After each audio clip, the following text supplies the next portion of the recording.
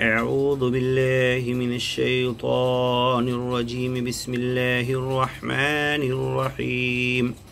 وكلا نقص عليك من أنباء الرسل ما نثبت به فؤادك وجاءك في هذه الحق وموعظة وذكرى للمؤمنين.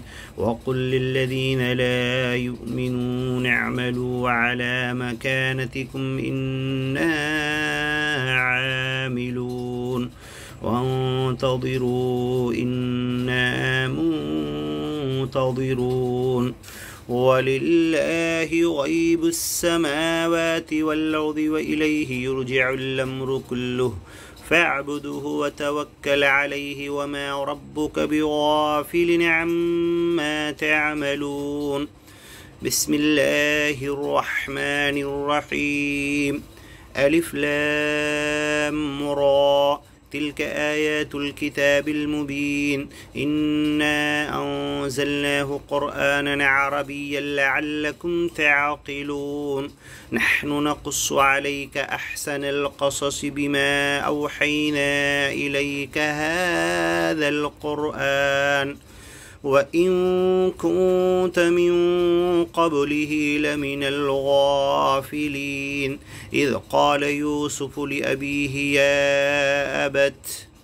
يا أبت إني رأيت 11 كوكبا والشمس والقمر رأيتهم لي ساجدين.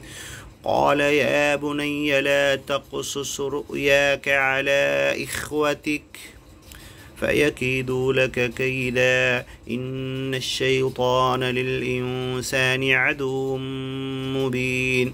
وكذلك يجتبيك ربك ويعلمك من تأويل الأحاديث ويتم نعمته عليك وعلى آل يعقوب كما أتمها على أبويك من قبل إبراهيم وإسحاق إن ربك عليم حكيم.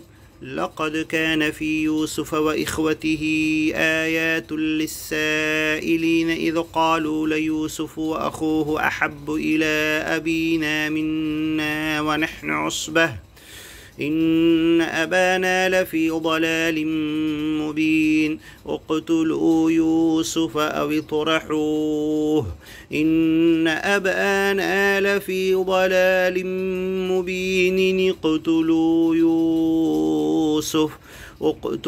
يوسف أو اطرحوه أرضا يخل لكم وجه أبيكم وتكونوا من بعده قوما صالحين.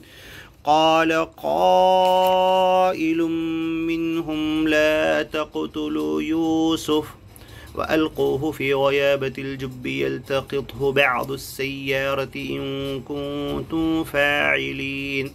قالوا يا أبانا ما لك لا تأمنا على يوسف وإنا له لناصحون.